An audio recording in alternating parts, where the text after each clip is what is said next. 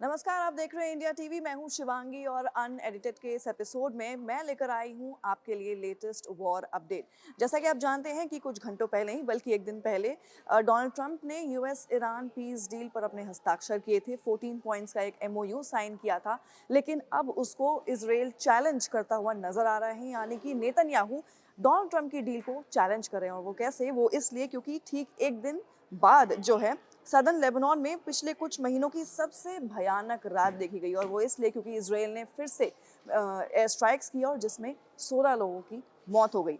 Lebanon की national news agency के मुताबिक रात भर सदर्न लेबनान के नबातिया डिस्ट्रिक्ट में इजरायली एयर स्ट्राइक्स और शेलिंग में कम से कम 16 लोग मारे गए और साथ ही इसके अलावा कई लोग जख्मी हुए और कुछ लोग अभी भी जो मलबा है उसके अंदर दबे हुए हैं। तो ये बहुत ही कह सकते हैं ऑब्वियसली एक चैलेंज जो है नेतन्याहू सामने से डोनाल्ड ट्रंप और उनकी डील को दे रहे हैं। अब ये लेबनान एक ऐसा फ्लैश पॉइंट था जिस पर नेतन्याहू ने कभी भी अग्री नहीं किया था। उन्होंने साफ तौर पर कहा था कि हम इसको वाइडर पीस डील के एक एसेंशियल पार्ट में कंसिडर नहीं करेंगे। हमने जो सिक्योरिटी डीप सिक्योरिटी जोन्स बनाए हैं वहाँ से अपनी मिलिट्री को वापस नहीं लेंगे और हम हमला नहीं बंद करेंगे अगर हमें खतरा फील होता है तो। और इसीलिए आप देख सकते हैं कि कल रात से ही इजराइल ने स्ट्राइक करना शुरू कर दिया है। 16 लोग मर भी चुके हैं और ये जो बॉम्बिंग है ये आधे रात के ठीक बाद हुई, जिसमें नबातिया सिटी, कफार जोस, कफार रेमान और जेबदीन जैसे कई टाउन्स और रेसिडेंशियल एरियाज को टारगेट किया गया है। इसके बाद कफार तिबनित और रेहान हाइट्स पर भी एयर स्ट्राइक्स किए गए। अब ये जो हिंसा है ये ऐसे समय पर हुई है जब सिर्फ एक दिन पहले, जैसा कि मैंने कहा, डोनाल्ड ट्रंप ने और ईरान के जो प्रेसिडेंट है मसूद पेजेश्कियान, उन्होंने 14 पॉइंट का एमओयू साइन किया था। और सबसे पहला पॉइंट था ही कि लेबनान में शांति बनाई जाए। ये जो पूरा मिडिल ईस्ट क्राइसिस था उसके लिए एक डील साइन की गई कि इस डील के बाद हम 60 डेज का एक एक्सटेंशन लेंगे और उसके बाद जो है फाइनल पीस डील पे हम अग्री करेंगे। और अभी एक 14 पॉइंट का एमओयू साइन हुआ था यूएस और ईरान के बीच में। आपको बता दें कि ट्रंप इस वक्त कुछ 2 दिन पहले ही फ्रांस में थे, जहाँ पर वो मैक्रोन के साथ डिनर कर रहे थे और वहीं पर उन्होंने उस डील पर साइन किया था। उसके बाद निकलते वक्त उन्होंने कहा था कि it is signed, it's done. जो डील है उस पर, यूएस ईरान डील है उस पर हमने साइन कर दिया है, वो हो चुकी है। लेकिन उसके बाद फिर सीधा मसूद पेजेश्कियान ने भी साइन करके उसको दिखाया, तो डिजिटली साइन हो चुका था। हालांकि अब लेटेस्ट अपडेट ये आई है कि जो इजराइल ने अटैक शुरू किए हैं, जो उसकी वजह से स्विट्जरलैंड में जो वार्ता होने वाली थी उसको रद्द कर दिया गया है। जेडी वैंस स्विट्जरलैंड जाने वाले थे, उसको भी जो है पोस्टपोन कर दिया गया है।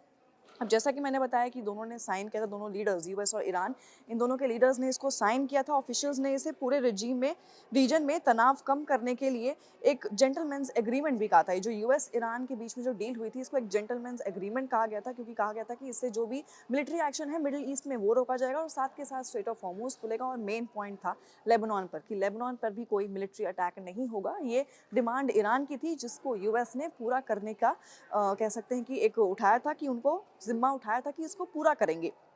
लेकिन लेबनान समेत पूरे इलाके में सारी मिलिट्री ऑपरेशंस और हिंसा को तुरंत और हमेशा के लिए रोक दिया जाएगा, जैसा कि मैंने कहा। लेकिन ऐसा हो नहीं रहा क्योंकि इजराइल यानी कि नेतन्याहू इसको डायरेक्टली चैलेंज भी कर रहे हैं। अब इसी बीच जो है फ्रांस के जो फॉरेन मिनिस्टर हैं उन्होंने भी इसकी निंदा करी है। उन्होंने जो है फ्राइडे को ही, आज के दिन ही, इजराइल को लेबनान में अपनी मिलिट्री एक्शन तुरंत रोक देनी चाहिए ये कहा। उन्होंने कहा है कि अमेरिका को इजराइल पर दबाव बनाना चाहिए ताकि वो और मिलिट्री एक्शन और मिलिट्री स्ट्राइक्स लेबनान में ना कर सकें।